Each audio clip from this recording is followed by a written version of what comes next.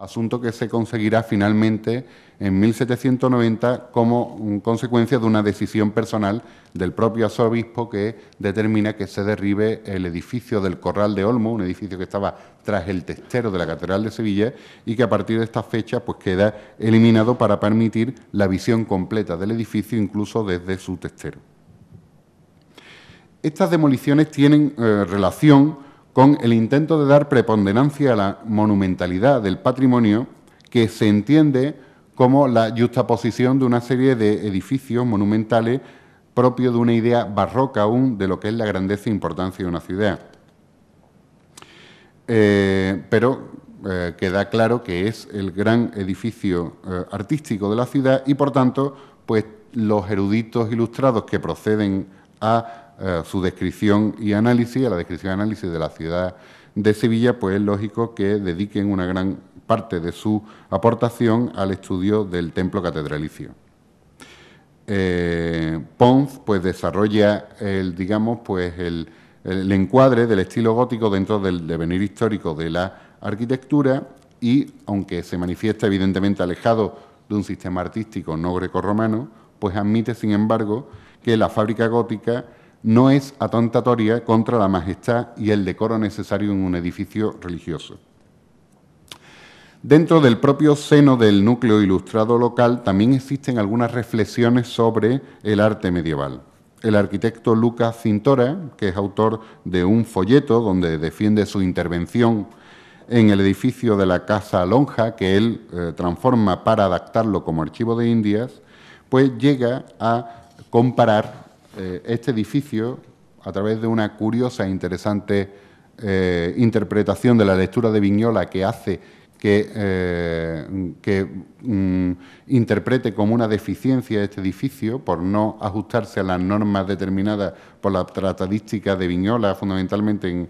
y de la teoría de proporciones que este tratadista manifiesta, pues indica que podremos decir que muchos de los edificios que se hicieron al gusto gótico deben ser tenidos por ridículos también y despreciables. No, amigo. Son grandiosos, majestuosos y dignos que se celebren, aunque sus partes carezcan de los principios fundamentales del origen que deben representar.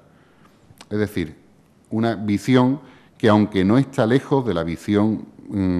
barroca, que entiende como algo monstruoso, pero a la vez enorme, como algo bizarro, el estilo gótico, pues sin embargo manifiesta también a la asunción en Sevilla de algunos de los aspectos de la visión crítica ilustrada sobre el gótico y la apertura a una posible revalorización del mismo a través de motivaciones de índole sensible o psicológica.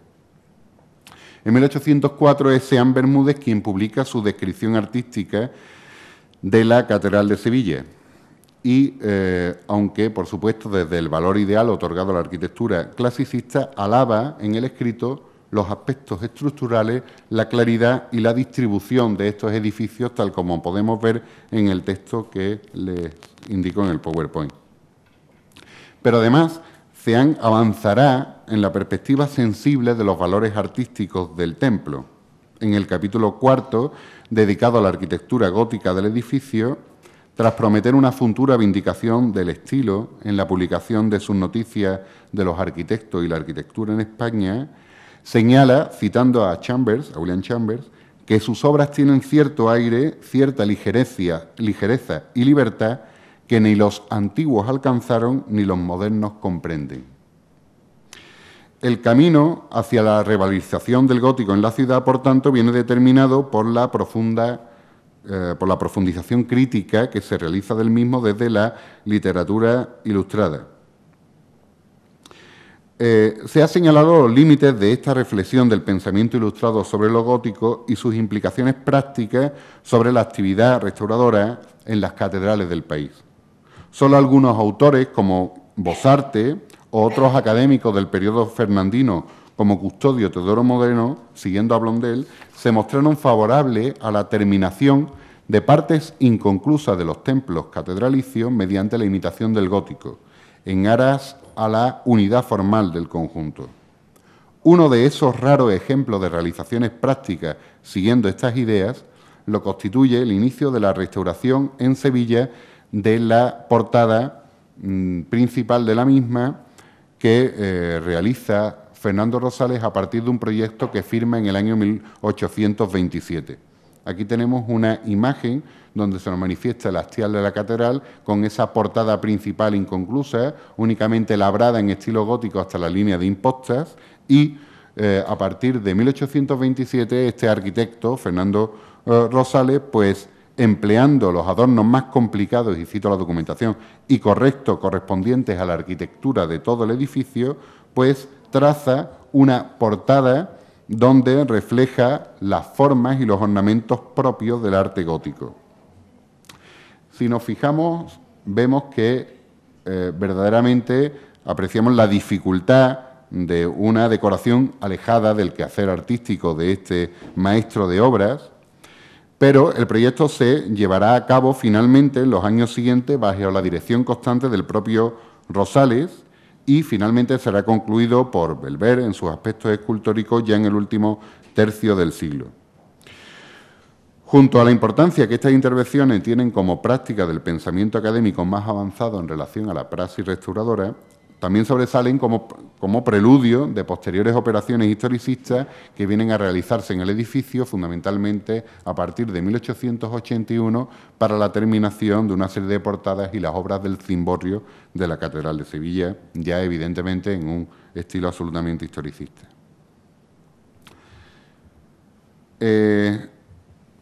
Bueno, pasamos a otro apartado que sería el de jardines, teatro y arquitectura pintoresca. Es conocido el papel que la arquitectura de los jardines y el paisaje pintoresco tienen para la introducción de elementos exóticos o procedentes de la historia de los estilos artísticos.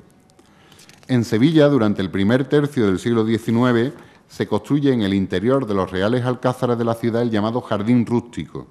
un ámbito de recreo que tenía como estructura principal una cabaña, al modo en que se había configurado esta casa del ermitaño en el Jardín del Príncipe del Palacio de Aranjuez en los años finales del siglo XVIII.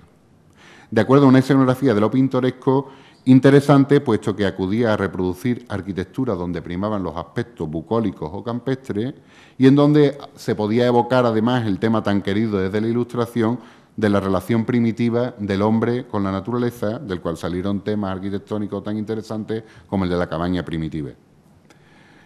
El influjo de este tipo de jardines pintorescos, de los cuales ya hemos dado el dato de la existencia en Sevilla de uno de ellos dentro de los Reales Alcázares, pasará pronto al diseño urbanístico, tal como se observa en el periodo de la asistencia de José Manuel Arjona en la ciudad, de 1825 a 1833. En estos años se procede a la construcción de los jardines denominados del Paseo de las Delicias y del Jardín del Cristina, en el sector sur extramuro de la ciudad. El Paseo de las Delicias es la continuación del antiguo Paseo de Bellaflor, un lugar ya definido por sus arboledas a finales del siglo XVIII y que había sido objeto de una intervención en época ilustrada, donde el arquitecto Félix Caraza había construido un recorrido con rotondas y vías divergentes pobladas de referencias e hitos clasicistas en fuentes, en lienzos y asientos. Arjona mandó desde 1825 que se reorganizase este lugar y mandó que se realizara un planteo de árboles de variada procedencia con la finalidad de transformarlo en un jardín de aclimatación que dispuso bajo la dirección del profesor Claudio Botelou, con destino a surtir a los demás espacios verdes de la ciudad. El espacio, una superficie triangular con plateas en su centro y vértice, estaba defendido al río mediante un malecón. En la platea cercana al río se construyó un pozo del que se bombeaba agua con ayuda de una máquina a vapor y su andén fue cubierto con un pabellón de 13 lados a modo de templete al estilo gótico. Dice la documentación, cubierto con una azotea cuya deleitosa y variada vista dominará el arborado y jardín de las delicias. Una construcción similar se edificó en Sevilla desde 1827 en el otro espacio ajardinado de la época, el llamado Paseo de Cristina, un área ajardinada sobre un perímetro trapezoidal en las afueras de la Puerta de Jerez. Lugar extramuro, monumental y paisajístico, todo este espacio que vemos aquí, esta es la Puerta de Jerez, este es el espacio exterior, extramuro, que se ordena a finales del siglo XVIII como